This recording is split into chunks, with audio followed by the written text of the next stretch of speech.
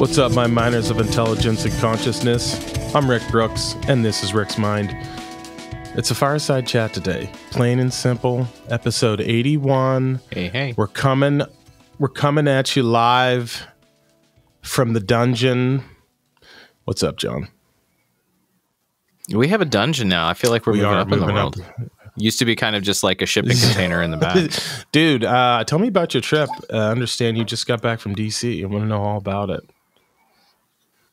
Oh yeah, no, I mean, shitty circumstance. I had to go bury my grandmother, but it's cool that we buried her with my grandfather at Arlington Cemetery. Since my grandfather was an NCO in the Marine Corps in World War II, but he got a decent amount of commendations, so it made him eligible to be buried since he wasn't technically an officer. But it was a exhausting trip, but cool trip. Flew out last week. Flew directly from Portland, which was nice. So, but like 5 hours though. I hate going to the East Coast just because it takes so long. It was 5 hours. Dude, I think I was in New York in like 4.5 or something. The way back was awful, it was though. The way back was fucking worst, dude. The worst. We were scheduled. It was a 5-hour flight there, and we were scheduled to be a 6-hour flight home because of jet stream. But the day before, the weather changed, the jet stream moved, and we had to go further north too, to go around storms in the Midwest. So we ended up flying like over Lake Michigan and Milwaukee, across the Dakotas and stuff, and caught some sort of a tailwind and made it back in just 5. So that was nice. Way better. That's not the first time that's happened, but I've flown west over Minneapolis or through Minneapolis several times, and that seems to always happen. Yeah. That it ends up being shorter than you think. I've never been lucky enough to catch a tailwind heading back to the West Coast from the East Coast. It always seems, I generally get delayed. Like I was delayed the last time when I was leaving New York or leaving Jersey, excuse me, but took the train to Jersey from New York. But we were fucking delayed, dude. It was awful. Like I couldn't. I'm lucky. I've had good luck when I fly that I don't get delayed much, but I think it's because I'm never going to like super duper busy places, or it's like a connecting flight through somewhere busy like Denver or San Francisco. Yeah. When was that? One of the times that I flew home from the West Coast, I went through San Francisco, and my flight from San Francisco was delayed an hour. But it's never been it's never been anything that's like extreme or like overnight or something. How do you like to travel? Are you the first person? Like, do you actually board when your section is told to go, or like, how do you do this? I normally just wait until my whatever section I'm in gets called. But I don't ever like try to race on the plane just because it's like it's not leaving until, boarding time. And if somebody's in line boarding, they're not going to just close the door. I'm the last. My goal is to always be the last person on the plane. I like to be towards the back, like the back of the amount of people, just because then there's less like. I feel less rushed trying to get in my seat and take my bag and throw it in the thing, and so that there's not a line of people waiting behind me. I think one of the reasons I like to be the last person on the plane is I generally always try and get aisle seats, pretty much always. Yeah. And I love to see the look on the person's face when they think they're going to get away without sitting next to no one. And you come in and they're like, everyone's just and like, you just please, ruin please, it. Please. And then you're just like, oh, that's my side. I love it. I love it, dude. I love that because they're just like, fuck, I thought I was going to have all this extra room. Nope. Surprise, motherfucker. I'm in. No, that was something that kind of blew my mind. Like, so granted, I only had 2 flights, and both of them were direct from Portland to Reagan and back. But every time they were just like, we're this is a full flight, and we're kind of overbooked, and if you want to take a seat, and we'll get you on another flight, and they kick rewards and stuff to you. I was like, I didn't want to fuck with it because I just wanted to be home. But I don't understand why they keep overselling the flights, and then they act like it's somehow like you gotta gate check your bag. We can't have it on the plane. And like, well, why don't you try booking the plane for the size it is? Well, here's the thing. I've often been tempted to take money and sit out, but I always bitch out like at the last moment. I feel like I think they put you up in a hotel too. Yeah, I think depending on they can, and sometimes they'll even they'll do that plus like food and money. No, they give you money. Like sometimes they go for I almost on the way back from Denmark one time, they were offering, I think it was like $800 or a G to chill for like a day or two, and I was like, should I do this?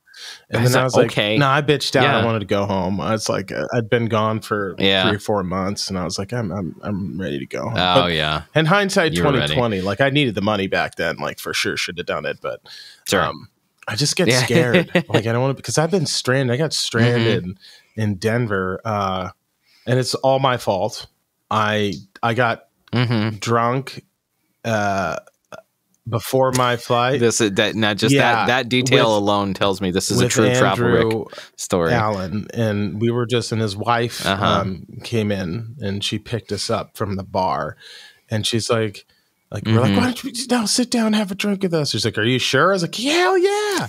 So we had a few more drinks, and then I hopped in the car, and then we hit traffic on the way to the Denver airport, really bad traffic. And I was like, I'm fucked.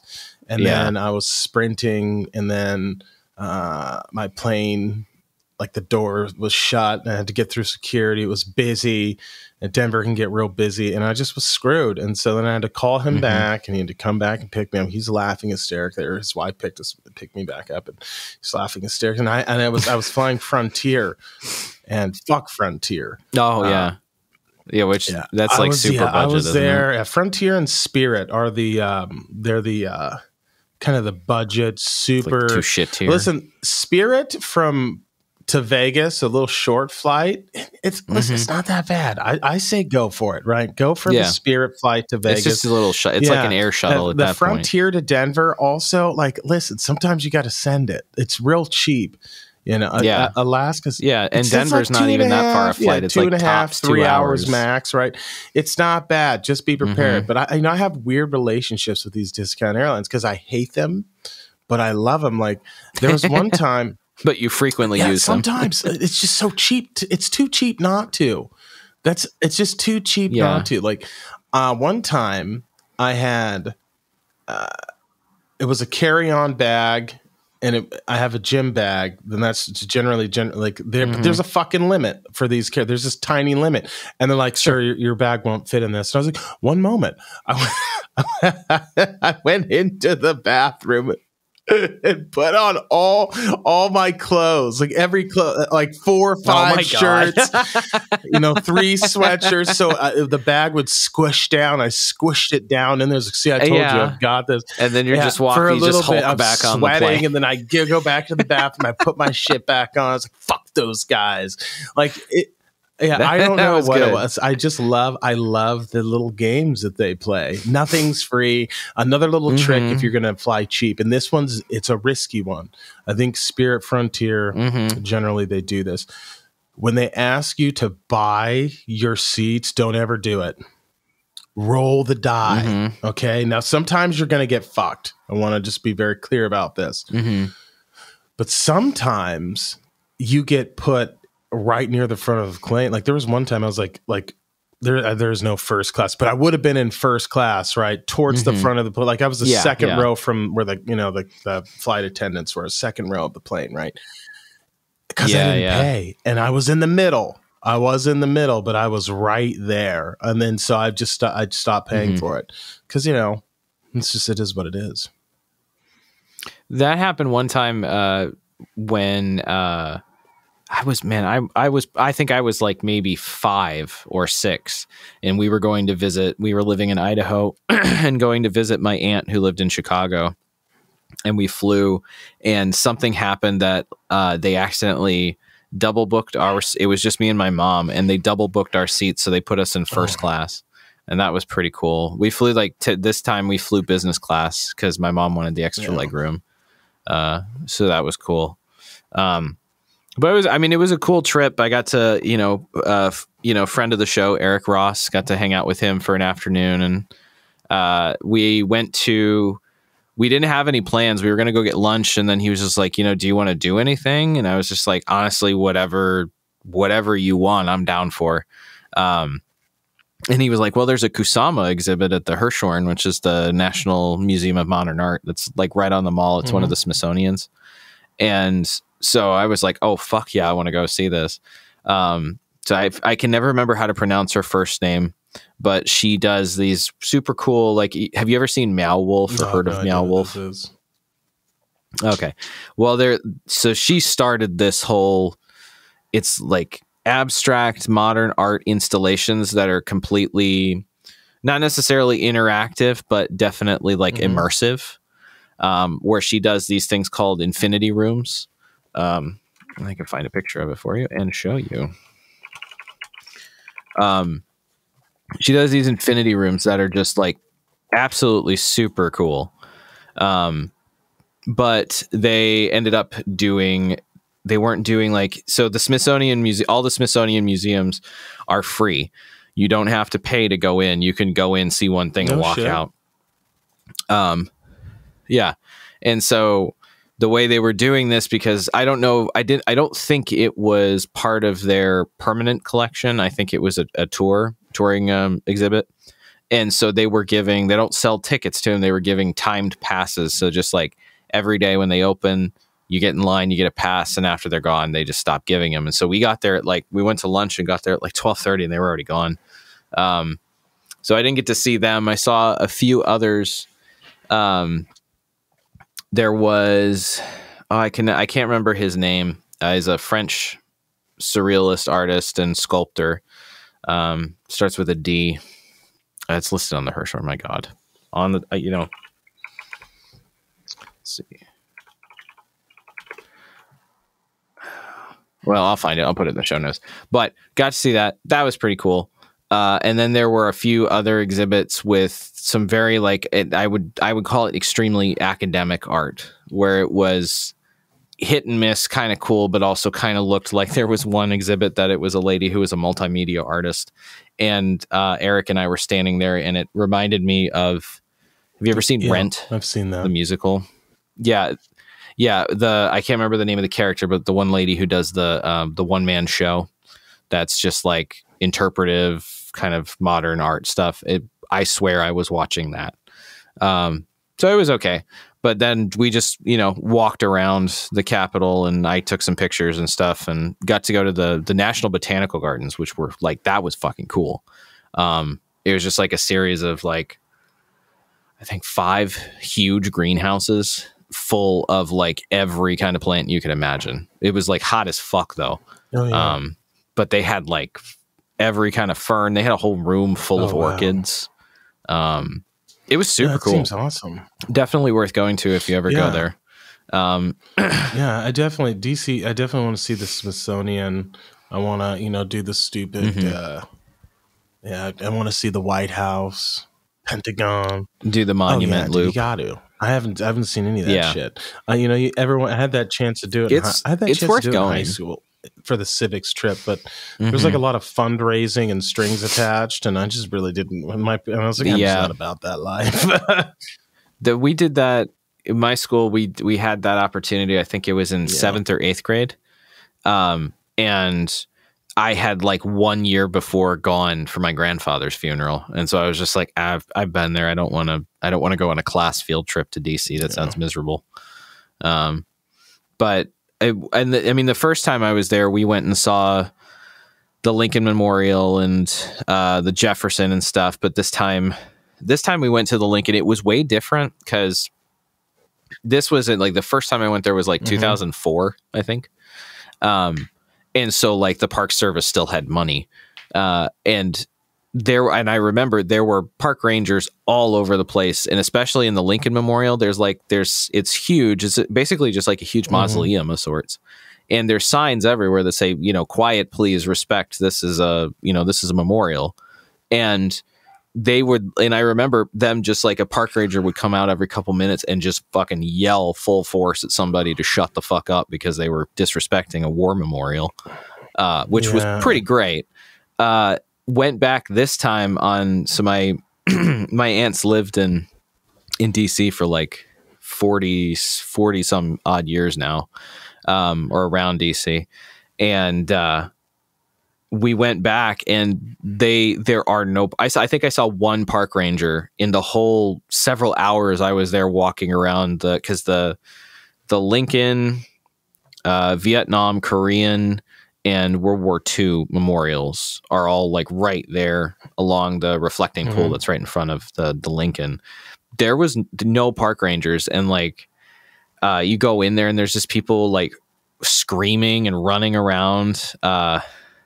When we were walking out after we finished in there, we were walking down the marble steps and we were on the side, and along them is just like smooth marble down the side of the stairs. And some dumbass lady gets on the thing and slides down and just goes like from like 0 to 100 and just slams on her ass at the bottom of the stairs. And my aunt was so over because they have like those Lime scooters and rentable bikes everywhere, and no one knows how to ride a bike in a city. So no one's like telling you they're coming by. I almost got hit like 4 times. And my aunt had been like, every time somebody just went by, she'd just be like, you normally say on your left, and, we got there and this lady goes down the stairs and she just walks up to him and she's like, this is a war memorial. We don't really do that here. And, and it was really cool to see all this stuff, but also we were talking about it, and like my family is like a family that has, my aunt worked for some 3-letter agencies, and my grandfather was an FBI agent and fought in the World War II. My uncle worked in the Pentagon. Like government, we've been involved in this stuff for a long time, and it's weird to go and see it now and knowing like the background of what all this stuff is and the kind of like consequences of all these big things that have happened to the country, and to see just people treating it like that. And like, I get it's the Lincoln Memorial. He's been dead for 200 years. The Civil War was that far back. People forget, but I mean, it's not like it wasn't an important moment in the country where nearly a third of the country died trying to fight to figure out what direction the country was going to go. People, I mean, that's a big problem with our country is inheritance. We inherited a fucking empire, one off the backs of previous generations. And this inheritance and entitlement is really a big reason, and lack of participation as well, are a big reason why we are kind of in the state that we are in now. Why it's not good. It's definitely not good. No. And it's unfortunate because I would be, if I went to place, and I visited memorials in Europe and whatnot, where there's just thousands of those white crosses of just look at it's wild. It's wild, the amount of dead. Yeah. It's a very like being in, so like I said, my grandfather, we buried him in Arlington in 2004, I think. And it was weird going there again, because I was 13, 14 when we went, I think, for my grandfather's funeral. And I remember it, and being in Arlington, I didn't have the appreciation for it that I do now, being, 20 some odd years older. And it was difficult, not only for my, different age and different experiences. So it was a very obviously emotionally exhausting and emotional time. But we went back on Wednesday when we were just going around looking at all the different monuments and stuff before we flew out later that day. And it's hard. Like I tried to take a few pictures of just like, you know, my grandfather and grandma were buried on this beautiful hill overlooking the Pentagon. It's like a really cool spot. But like, I remember when we were there, Grandpa, his gravestone was only like, maybe he's like, I think they're like 3 rows in from the road. But when we went there the first time, there was nothing past them. There was a whole third of the cemetery that is now new, you know, from 20 years of war. And like just trying to take a very like respectful photo of just like you said, that like seeing memorials with all those crosses. Imagine that, but with just uniform white granite or white marble in every direction in perfect rows. It's a very sobering and very like heavy place. It's very beautiful, but like trying to take a picture just of something, it was so hard because I'm not joking. There was a funeral going on in every single direction. You know, standing there, like when we were driving out, there was a funeral for an Air Force general that they had a riderless horse and a case on. The day of my nanny's funeral, there was another high-ranking officer funeral that had like the full honors and everything. You know, I think we stood there for maybe like 45 minutes and you could hear like salutes going on all over the place. Gun salute or whatever it is. Yeah. Damn, yeah. 21 guns. Dude. Yeah. Yeah. And so like, it's, you know, when you come in, so like if you go to if you're at a funeral, you start, so Arlington is inside. Arlington National Cemetery is one side of it. You go across a bridge over the Potomac from DC to the main gates where there's like, you know, there's a mausoleum where it's something like if you didn't have certain accommodations or you weren't a commissioned officer, you're not eligible to be buried in the cemetery, but there's a mausoleum where you can be interred. Like your ashes can be interred, but it's like kind of one of those like celebrity kind of mausoleums they have in like big cities where it's just like a safety deposit box basically. And so like tourists can go in there and they can see that. And then there's tours that go all over the place because that's where JFK's grave and it's like the never ending flame or something. The unnamed soldier or whatever. So in the Tomb of the Unknown Soldier is there as well. And it's both of those are right up the hill from the entrance. But then there is a gate, like, so you can't just go into the cemetery. You have to have passes because Arlington National Cemetery is technically contained within a joint base with all the different branches serving it. And so like you start there's a chapel where they have, you know, the mass or the service for whatever. And then you go in a motorcade to the grave site. And it was just really weird. And I didn't have the sense when I was there before, but it was so surreal, you know, riding in the car through the cemetery behind, you know, the lead car to my grandpa and grandma's gravesite.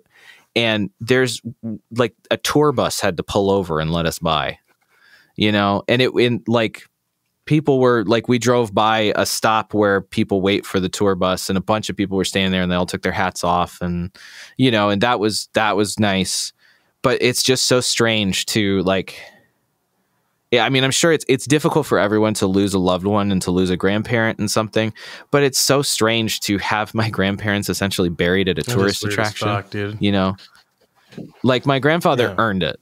Like the man, he fought in Okinawa. He fought the Battle of Sugarloaf Hill. He stormed the beaches of Iwo Jima. He was in the Solomon Islands. He was in the occupation of Tsingtao in China after the war. Like, and then was an FBI agent for 35 years. Yeah. I mean, and he earned it. Like, he was amazing. And it's so strange. And the thing I couldn't stop thinking, just seeing all of those graves. And, you know, there's parts of the cemetery where they're older gravestones that they had before they adopted the uniform ones.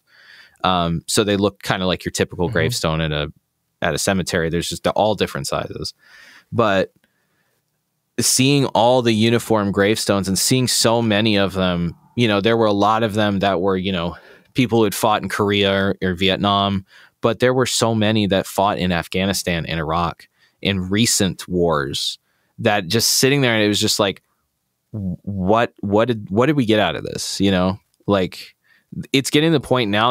My aunt was telling us that they're actually running out of room of the land available to bury people in Arlington. Yeah.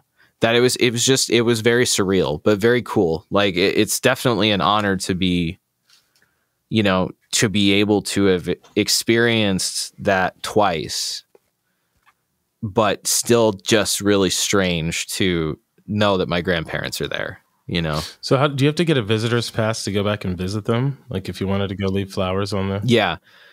Yeah. I mean, we had to even just to go to the funeral, we had to do a background check to get into the base. Yeah. I funny enough, my cousins flunked her background check. She got in and was able to be at the funeral, but it was funny because we had to go early so that she could go to the security office. Dude.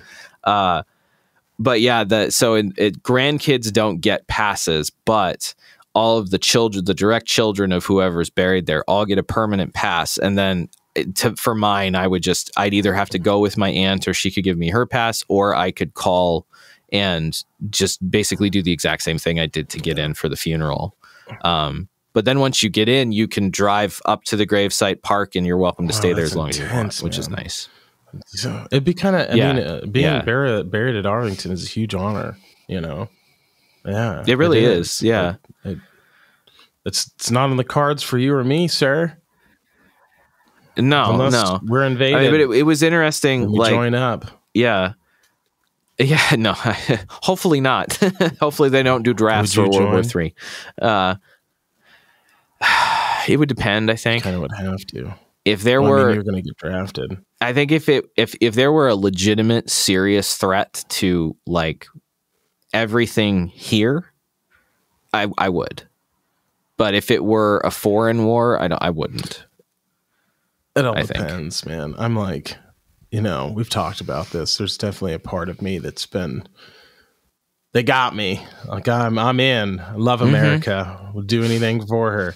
But that's not something you would consider lightly, right? Like, no. I mean, I've thought about it too. Fuck it. If Lithuania gets invaded with Russia, I've thought about going, like, figuring out how to go and like actually fight. That. I've put every money, every cent I have. You wouldn't do it. I would at least try to go if I could get there for photos. I would. To like cover the war. I could see that. But as far as you killing people, I don't see that, man. I mean, my grandfather fought with their resistance against the Soviets, so don't count me out, man. I'm respectfully counting you out. It's just not, dude. You're not a murderous human being. I think you would be if you had to be. I'm not going to be one of those like Yee brother tourists that go to Ukraine to go, we're going to go kill some Ruskies. But I kind of get it. Like, a lot of those guys are ex-vets, right?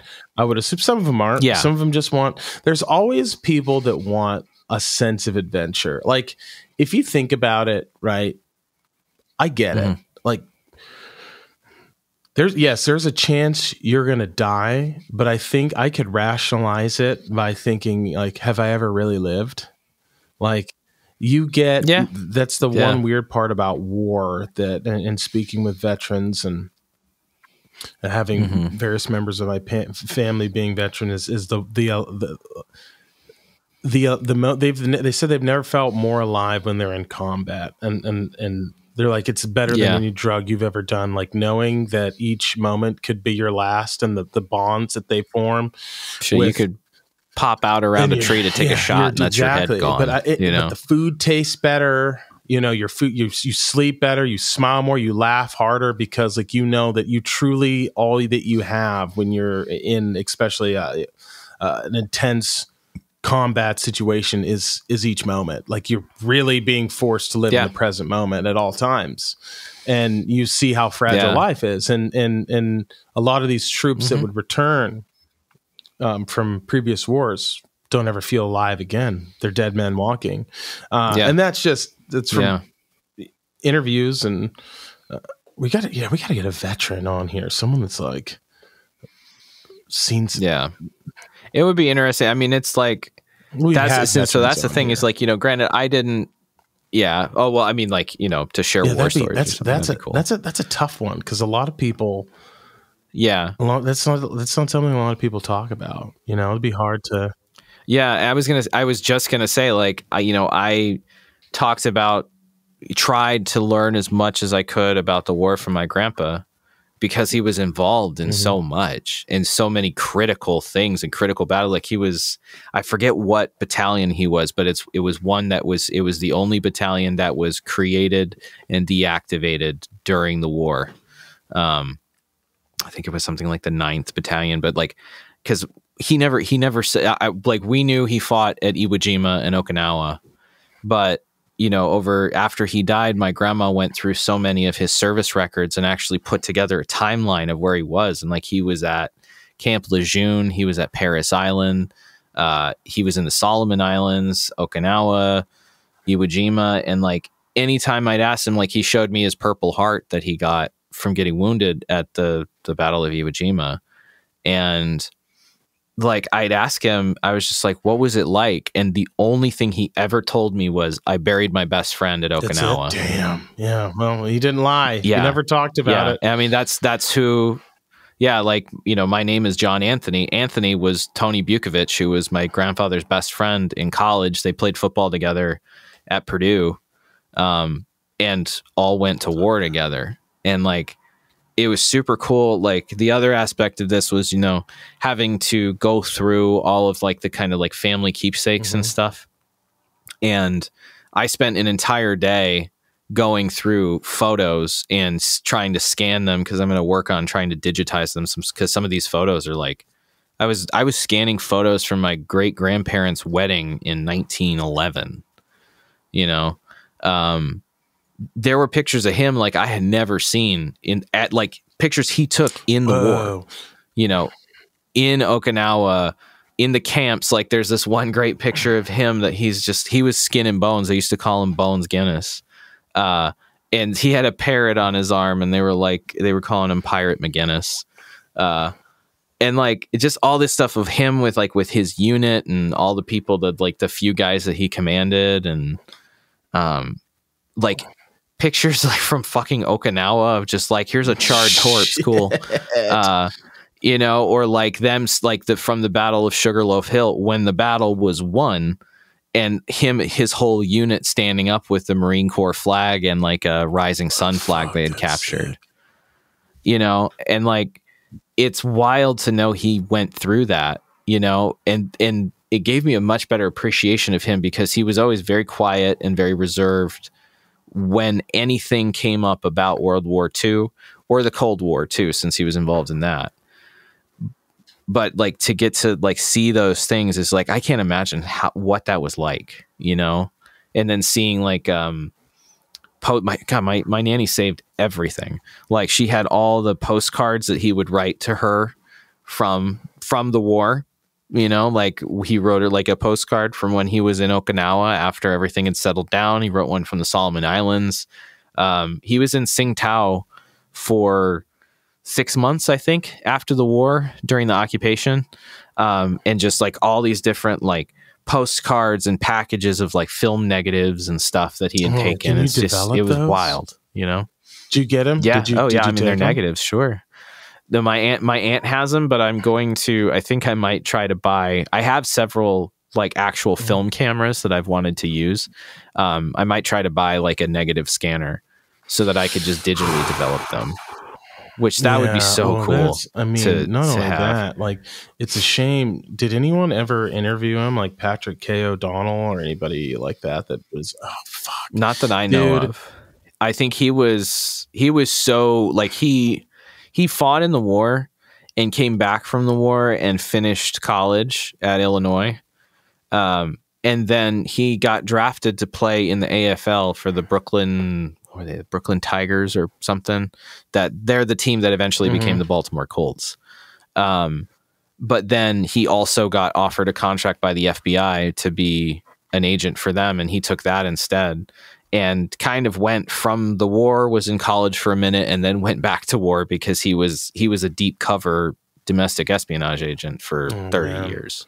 Like Nanny told us on 9/11, she was trying to find him just around the house at one point, and he was in his office just shredding shit like crazy because somebody had called him because he was still doing work for the FBI even when he was retired. So crazy, man. That is, I would love to pick his. I mean, there's not shit he would tell us, but no, probably not. Honestly, but interesting.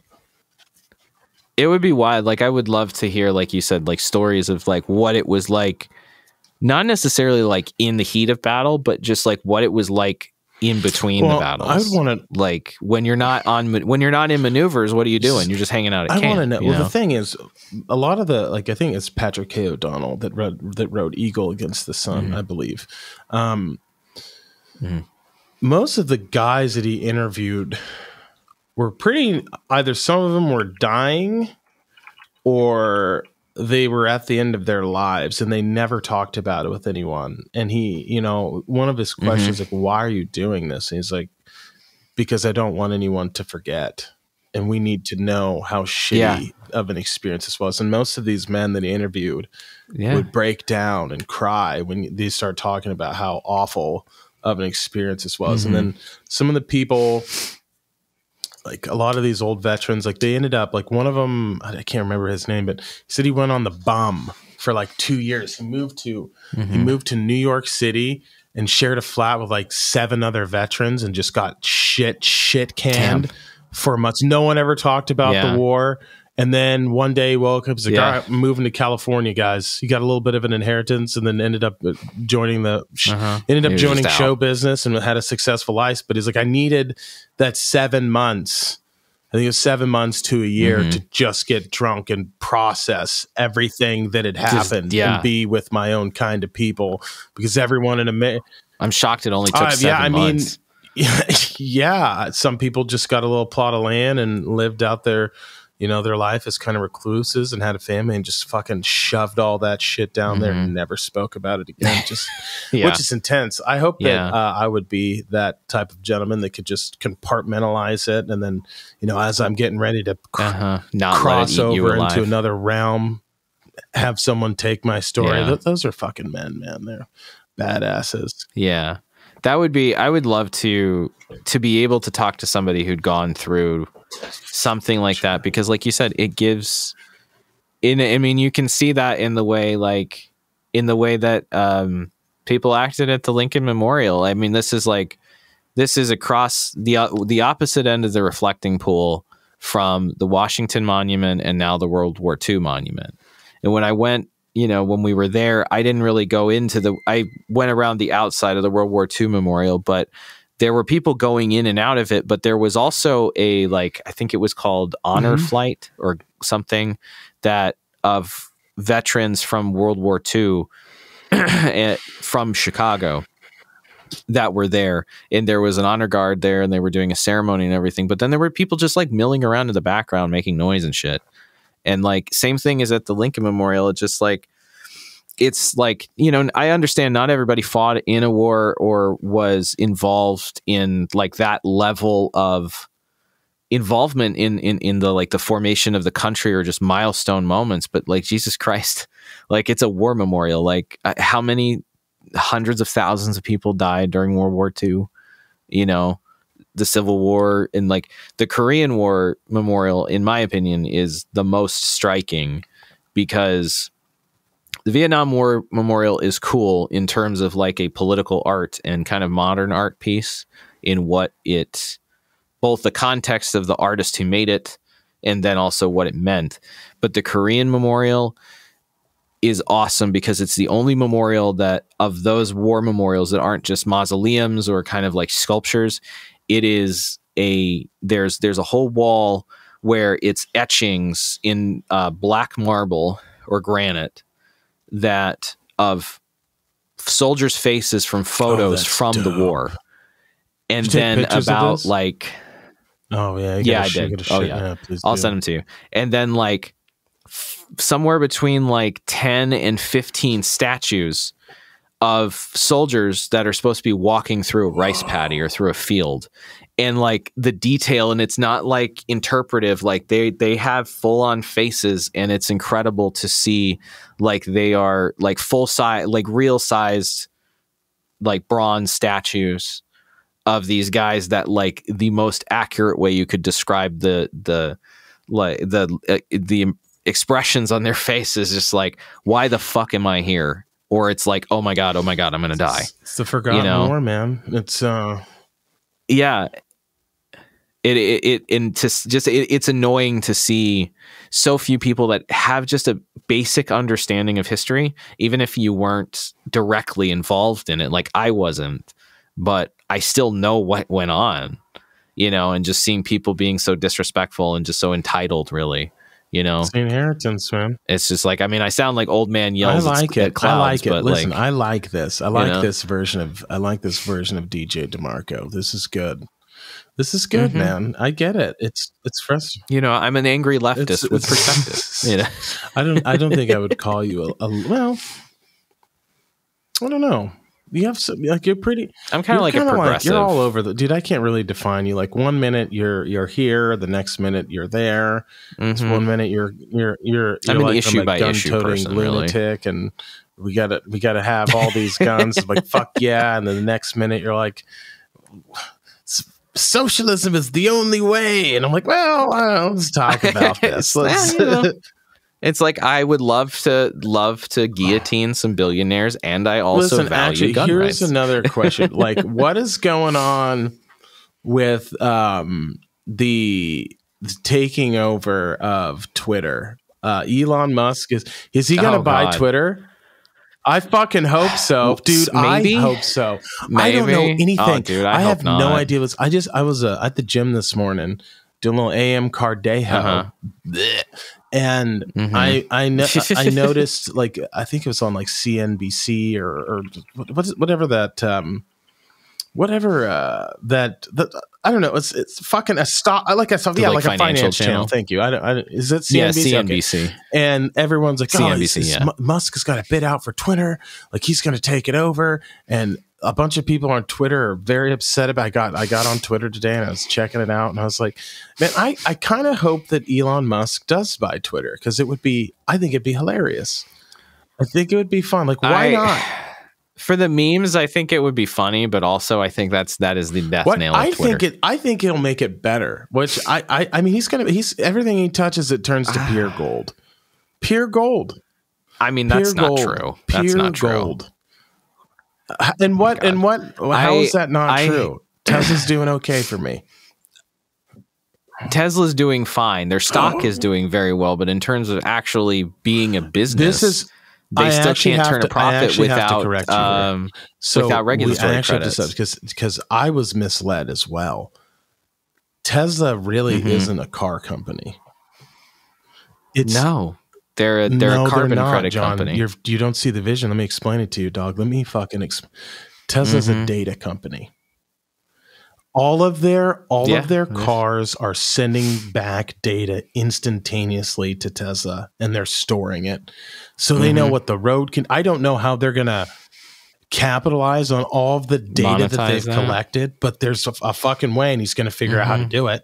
So it's a data company, and that's why I believe. Well, and that's also why I bought stock.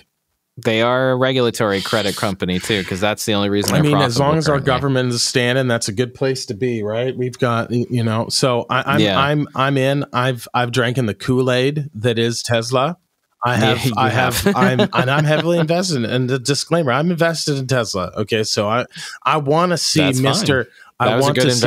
Musk buy Twitter. Why are people anti? Why are they not? Why are they against it? So I am skeptical of it, because Elon Musk has a history of being talking about how he's a free speech absolutionist, but then doing everything he can to silence any critic that he has against him. In some pretty there was an instance of there was an employee of Tesla that started a YouTube channel doing car reviews, and he decided he had enough. Like, he had been trying to get, like, when all the big QC issues or quality control issues came out about Tesla and about how they get into fender benders and burst into flames because the batteries are so poorly shielded, stuff like that. And he did a review of this was like 4 or 5 years ago, so whatever like the newest model was then, and he didn't use any kind of like classified is the only word I can think, like trade secrets or anything that was patented or anything that was like not his to say. It was all public information. They fired him, and Elon Musk kind of went on the warpath against him. There was a journalist, I can't remember from where, I want to say the New York Times, that was a fan of Elon Musk and a fan of Tesla and had a standing pre-order for something like one of the Model X's, and wrote an article about Elon Musk, and it was critical, and so Elon Musk decided to personally cancel his pre-order, which is against the terms, I believe, considering he can't do that, considering it's a public company. That's kind of funny, and that's super it is true. Well, that is, it's not funny. Good. It's funny, not good, but okay, that's two instances. He's human, right? But other than that, like, I do love the fact that he is. I think here's what I like about it. Number one, I'm an agent of chaos, and I feel like it's going to cause a little chaos. Yeah. Number two, what's the point of having fuck you money if you never say fuck you? And I feel like this he's is true. Just saying fuck this is you. True. Like, it would be funny if he had it. And all, like, I mean, it's going to be funny. Like, does he change the community guidelines to be like, this is a free for all? Like, let's go. I don't know. My worry is that, like, I don't spend a lot of time on Twitter, but Twitter is probably the main social media platform that I use, or at least use the most of.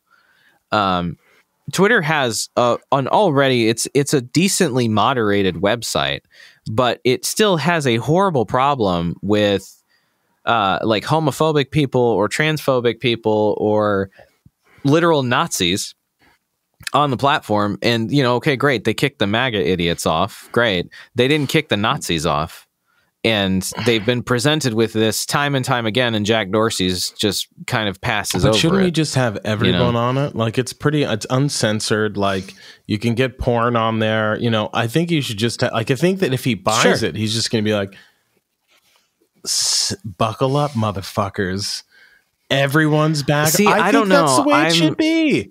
And see, like, I think it should be, if you're going to have free speech and you're going to have, you're going to have it open to anyone, have it open to everyone. But I mean, like, Reddit is a good example. They don't let Nazis have, but I think you gotta let the Nazis have their platform, dude. Like the issue is that it's not the Nazis just exist on there. They also use it to brigade people and go after people. They use it as a tool to organize. Here's the thing, though. No, time out. You've done the exact same thing. You are guilty of going after people on Twitter. That's right, motherfucker. Yeah, going after Nazis. No. False. Yes. False. Well, who else have I gone after? Transphobes? Oh, fuck J.K. Rowling. She's a TERF. It doesn't matter. Yeah, you're doing the exact same shit. Like, you're like, let's spam her. Right. But it's free understand speech. That, but you can't complain when it's something you don't like. That's exactly what you're doing. You're being a hypocrite right there. There's difference. Okay, so you can make an argument. There is a huge difference between going after TERFs and going after and not, like, just TERFs existing on the platform is one thing. Nazis are an actual danger in real life, and genuinely TERFs are a real danger to queer people and trans people in real life but too. But you're not. You're looking at it from only your point of view. If you're a TERF, what does that even mean? What's that mean? Trans exclusionary radical feminist. If you're a TERF and you have a bunch of people saying very rude, mean, abhorrent things to you, don't you feel like, man, I'm being cyberbullied right now? They have a different view than you do, and you don't like their view, and so you're going to spew vitriol. I'm just saying. The only thing I will say is you think you're right and justified. The viewpoint, well, it's justified in my opinion, because the viewpoint difference is not one of, I think we should have lower taxes, I think we should have higher taxes, or we should have gun control. It's, you don't deserve to be alive. I do. Like, are we talking about Nazis? Like, that's what that is. Well, Nazis, TERFs, even like TERFs think that trans people are all trans people. They either think that trans women are men who want to be predators and get into female spaces so that they can prey on women and girls. And they think trans men are like weird traitors who would give up their male privilege or something. And like are traitors to the female gender or something. It's bullshit. And it's a genuine, you know, if it were just hyperbole and people being idiots online, then it's whatever. People are just noise, but they have, there's real life consequences in the stuff that's going on all over the country with all of the like the reactionary trans bills that are going through that are denying healthcare to trans kids.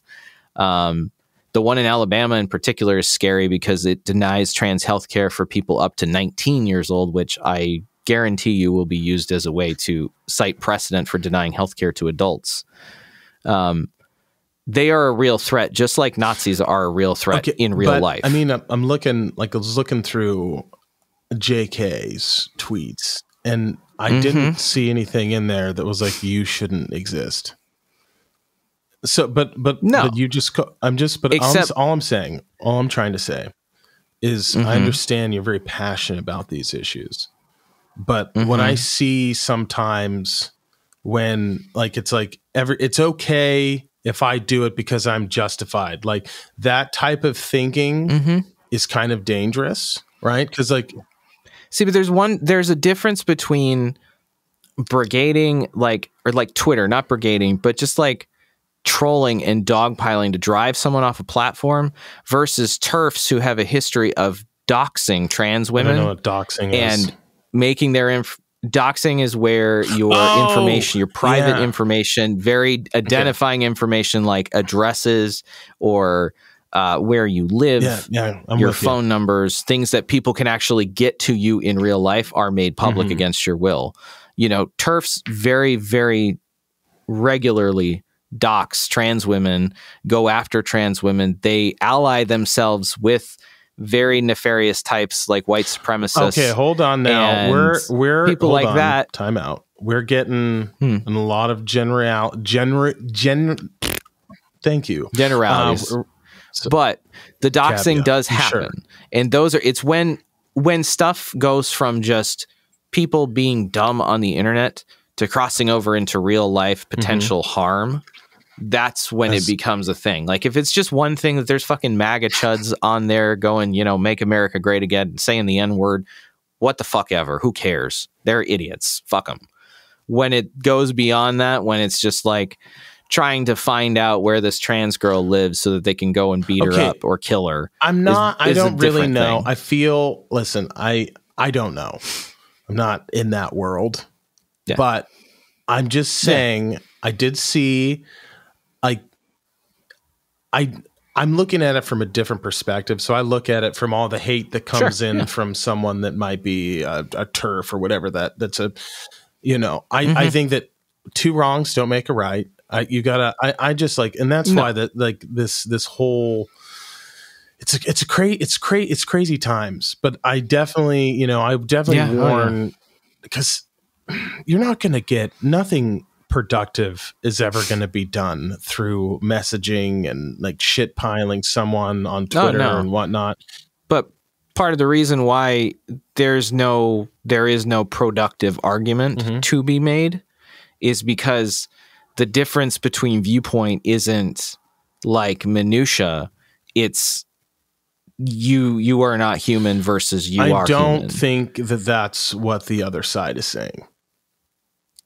For the TERFs against trans people, 100%. From what I've seen, I've kind of read both sides.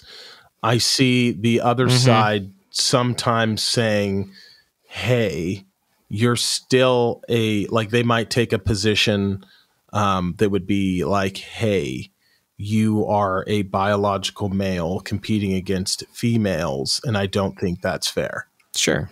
And that might piss off. And there's science to back up all different arguments in that. And, you know, we're on that subject, we're diabolically opposed, and that's fine. We're having conversations about it. But that one doesn't even enter into just TERFs. Like, TERFs are like genuinely like a hate group against trans people. And it's codifying against, like, there are like TERF elements within the LGBT community that want to kick the T and the Q out because they think that anybody who is divergent gender does not belong in their space, which is ridiculous because the whole point of the LGBT movement is to have a safe place that it has nothing to do. It can be about sexuality, but it can also have nothing to do about sexuality. It's about actually having a safe space for everybody to exist in their own body, how they want. Outside of my scope of expertise here, way outside of my scope. This is I stay. You're just like, oh no, the gays are here. I stay in my lane, dog. I do not. I want nothing to do with any of these fights. I am neutral. That is like the TERF trans thing has been made a mainstream topic by TERFs, because if you're not trans, or you don't know trans people, or you're not around it, you're not going to understand it. But the majority of people, like overwhelming majority of people, at worst, are like, I don't understand it. It makes me uncomfortable. But you can work with that because you can talk to them. You can be like, no one wants to change you. No one wants to do anything. We just want to exist, you know? But the TERFs are like the difference between, like, say, like Dallas Cowboys fans who are just like kind of whatever, but they can be taught to understand good football, you deserve versus like Raiders fans who sit in the black hole and go and beat the shit out of Rams fans when they have games. Like, that's the difference, you know? Bringing up I thought you were going to do a slam on Cowboys fan. It was an underhanded slam, so I'll give it. I did. It was did subtle. Tell you it's to about die, the subtlety. I take that back. Sorry, sir. I don't know. I mean, I have no room. I'm a lifelong Seahawks fan. I don't have much room to talk. Why the fuck do you fine. trade Russ? You should have got rid of Pete Carroll. I wish we would have gotten rid of Pete Carroll and traded Russ, because he's great, but sell high. You're not. You're insane. What is he? 30, 30, He's 33? got plenty of years left. You're insane. He's got plenty of years, but his play style he doesn't get sustain. hit, man. He's going to have to completely rebuild this game. Dude, he slides. Dude, if you watch the Seahawks he got injured for the first time, and it's because his line sucks. Well, listen, I don't want to talk about football. he has been consistently one of the most sacked quarterbacks Address in the line NFL problem, Pete. every year for. Yeah, they should have. So fuck off Pete Carroll. But I think we just take the chance to rebuild. They're never going to get another Russell. Like, they're never going to get. That's a pretty fucking special. That's a once in a generation quarterback. I'm glad I wasn't going to say it. I'm glad he did. Mm-hmm. He's amazing.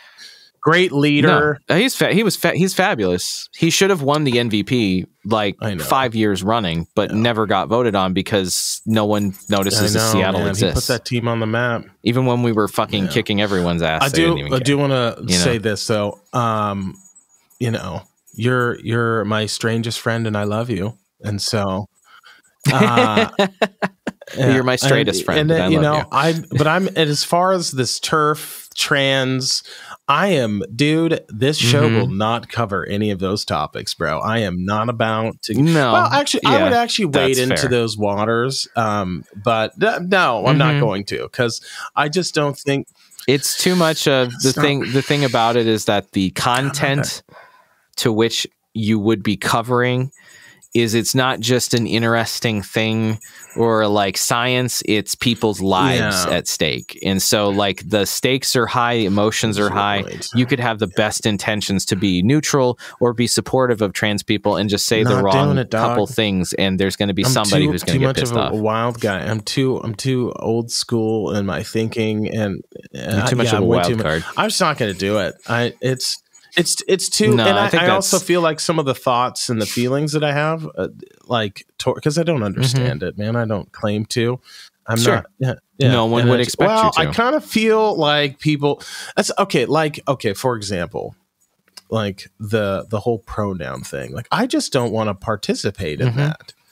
Like if someone were to ask me, like, I don't want to can I not participate? Like, I guess I technically do. I mean, I think like I don't want to just being like, you know, it's half of it is there's a lot of it that is very performative, that is kind of annoying. All right, good. I'm but the genesis of it and the idea behind it, and still a very large portion, if not most people who do it, it's supportive. It's to create an environment that, yeah, you don't get it because you are straight dude. You identify as a man, you use male pronouns. It's not going to click for you. Some people don't. And it's just about like having an atmosphere that is like inclusive in a way that just makes people comfortable to be able to be themselves without having to feel like they're put upon, you know? So to just say that like I use he, him pronouns, leave it at that. Everybody knows you use he, him pronouns. You can see that from a mile away looking at you, you know? But that's not everybody. 100%. You know? I don't want to put it in my email or anything because, like, I just feel like then it gives away too much information. You know, I just I need a little mystery. I don't want it. I don't know. Yeah, it's all love. It's all love on this show. I mean, it's one of those things. It's like I could give a shit about pronouns. Call me whatever the fuck you want. It doesn't matter to me. You know, some people pronouns are a very personal thing. That it is a very like, you know. It can give them like pretty serious gender dysphoria to be called what they don't want, or it can be very gender confirming to be called whatever pronoun they want. Me and that person. So it's just easier to just like me and that person are probably not going to be friends, and that's okay. That's okay. It's okay. We're not going to be friends, dog. Yeah. It's just not going to happen. Like I will be too weird around you, and I'll probably say the wrong thing, and I'm just going to be like, you know what? It's just better if we just part. You're just too uncomfortable. I would be uncomfortable. I'm a wild person, and I just wouldn't want to. You're not going to be able to like shit. You know me very, very well, and I say some wild shit. Yeah, I do. And I don't necessarily mean anything bad, but sometimes I'm a very curious person and I don't really have a filter. I'm just, it's just how I am. But it's like, Oh, yeah. No, and I get that. I mean, I do the same thing. Like you've said, I am all over the map and can't really be placed. I don't even know where you're at anymore. You know, you're so far. I don't know. Politically, I would say you're homeless. I think you're like sometimes like, I don't know. I don't even know what you're I feel kind of just like a homeless, like I like a lot of leftist politics. I like a lot of socialism. Some Marx makes sense, but I also really like anarchism, and I also really like, guns. Guns. You hate the government, which is cool, but then sometimes we should pay taxes. I'm like, you're fucking high, bro. I just don't know. Like, I saw on Twitter. I saw someone that was just out of their fucking mind. Like, they're still living in COVID times. COVID's been dead for me forever. There's no masks mandates, but I mean, they're like, we got to get mask mandates back. And another thing was like, they said that Trudeau's leadership has been flawless, and I audibly laughed. I was like, no, seriously, dude, this is coming from the left. How? This is like a left crazy. No, listen. Those sound like liberals, my dude. Listen, I don't like the term liberal because the true liberals are the bleeding hearts are the ones that like that we need. They're like, there's genocides going on, not just the whole. Like, I feel like everyone that has like a Ukrainian flag on their social media, I think you're a cause for causes. I think that if I look back and if I could see all the causes that you've had, if you're like BLM, then the Ukrainian flag, you're just a cause for you're fucking virtue signaling, and you can go fuck off. And see, that's neoliberalism. That's Reagan. That's what he created. I don't know about that. Yeah, I listen. Fuck Reagan. Neo. That's. Fuck Reagan. I mean, that's what they call like Reagan's ideology is what we have today is it's neoliberalism, where it's like the idea that economics don't matter, just spend money, it'll trickle down, trickle down economics. It's so funny. My mom is, my mom, and she's like not the most she's opinionated, but she's not the most animated political person. Every time I talk about Reagan, she's like, you know what? I may have liked Trump, but I fucking hate Reagan. I didn't vote for him twice because he was terrible. Can you please put the Family Guy Reagan smash? Reagan Reagan sleepy. smash. Yes, I will. Please put that. I mean, we might get that copyrighted take, but it's worth it. We'll run it on. We'll run that short on Instagram. But that's one of my favorite little Family Guy moments. Yeah, same. That era of Family Guy actually was pretty funny. I don't even know what happened to Family. I never watch anymore, and I should. I mean, I haven't watched since like, I don't know, 10th grade. Maybe I used to watch. I know that when I was watching, it went downhill fast. That it was like, it went from being like, I mean, it wasn't like the greatest humor to begin with, but it was like decent. And it was like the little side gags that were so good, you know, like that. They just became like fart jokes. And it's like, Brian's a dog and he's horny and Stewie's gay. And it's just like, that American Dad was just, it was one of my favorites. That was Roger the Alien. Oh my God, dude. I could not get enough of him. The first 2 seasons of that show were so fucking Roger was good. my favorite character because you just never knew what he was going to do, what kind of shenanigans he was going to get into. But now I'm like Team Rick and Morty. I don't watch enough South Park. I do not watch enough. I hate Rick and Morty. Get out. How dare you? How do you wait? Fuck it's terrible. Off. Are you being serious right now? Yeah, it's awful. I don't know if we can be friends, bruh. How do you hate that show? It's amazing. I just watched it and it just doesn't make me laugh. It makes me groan a whole lot and weep for humanity. But I absolutely love it. You know, I wish I had cable because I miss watching it. I think you're the only person who has ever said that. I miss watching Adult Swim. Like, I think I get it on my. I think I can get it on my HBO. I'm pretty sure, or Hulu. Okay. Oh yeah, you can't. Right. Yeah, I mean they own Cartoon Network now. I'll have to get on there and watch it. But Adult Swim had some of the best TV ever. I miss being in college and just getting baked out of my mind and watching like Robot Chicken or something.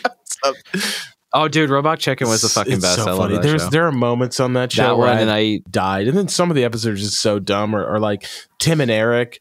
Like that's a stupid kind of humor. You either get it or you don't. Like I love that is my bread and butter kind of humor. Dr. Steve Brule. Yes, dude, I love Dr. Brule. The first song I ever made, like complete song, was just a like 2014 era trap beat with samples of Steve Brule saying things like "sweet berry wine." And then there's another like that little is it Mr. Pickles or whatever, that show where the dog's Satan? Like I think it's Mr. Pickles. You seen that? I don't think so. I'm thinking Courage the Cowardly Dog. That sounds funny. But that was like 2000 era. There's Cartoon a stupid there was a like a medical show on I can't remember the name of it, but like Children's Hospital or something like that. I never saw that, but I saw clips of it. But it looked very funny. But by the way, folks, like this is not your typical humor. I would encourage you to check these shows out. But like if you do, please don't think less of us because they're pretty bad. It's pretty bad.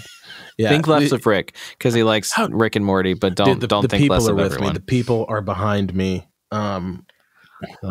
Rick and Morty just reminds me of like the super cringe like stoner culture prior legalization that just everybody would like. If you smoked weed, it was your entire personality. When was the first time you realized there were people that could function like that were perma high? Like I had a roommate that like got straight A's and smoked way more weed than anyone I knew. And I was like, how do you do this? Like, dude, I'm just always high, man. That's what I got to do. And I was like, really, Peter? Yeah. It's like, yeah, man. Yeah. At all times. I got to study high. I got to take the test high. I get high scores. That he didn't say that. That's from the movie, How High? Method Man and Red Man, baby. Let's go. Yeah, good movie. Yeah, it was a fantastic movie. Yeah, man. Well, I mean, dude, we got to wrap this up, dude. We got to wrap this up. Thanks for sharing the story. I'm glad that we solved all the LGBTQRZ problems today on the show, dude. Yeah, well, I'm not prepared to say that because I don't know enough about the other, That's fine. I'll say other that. side. But we've learned something, folks. There are two sides. Two wrongs don't make a right. We could all be more kind to one another. And, we need to, instead of yelling, we need to start talking, and we need to start understanding. It doesn't matter how strange and beautiful you are. If someone's going to be more strange and different, I don't know what I'm trying to say here, but like, it's all about love here. You lost it 5 sentences. It's all about love here on the Rick's Mind podcast. Thanks for listening, folks. Please be so kind to leave us 5 stars on Apple. We have a new clips channel on YouTube, so subscribe to that. We're going to get the hottest clips, the best takes of the show, because we live in a society where people don't necessarily want to sit down and tune in for an hour. They want to get what you have to say in 10 minutes. So we are accommodating the people. That's fine. Yeah, we're accommodating the people. We're a show of the people. We are inclusive here at Rick's Unless Mind. you're a dick, and then you can eat a bag of dicks. No. Yes. Or that's not true. TERFs are welcome here. We want to understand what you have to say. We don't pick sides on the Rick's Mind podcast. We're neutral. We're like Switzerland. What was the other thing I wanted to say? Sweden and Finland are joining NATO. So, hey, look for World War III coming this fall. That's dark. We'll get on that. We will get to that on another day. This is the longest closing down of a show of all time. There's something else I need to say. Subscribe to the videos on YouTube. Go ahead and hit that like button and subscribe. We have a TikTok. We do have a TikTok. Yes, we have a TikTok. So look out for out for us on there in the fucking wild world. The show where the Chinese, the social media outlet where the Chinese, their version of TikTok, only math and science are at the top videos that are promoted and sponsored, right, or whatnot. But over here, it's just dancing because they're trying to dumb down our society. It's just so yeah, that's not good. But we're there to spread the knowledge. We're there to spread the knowledge because this is a show of the people. All right, guys, that's enough of my babbling. I'll see you guys next week. We love you.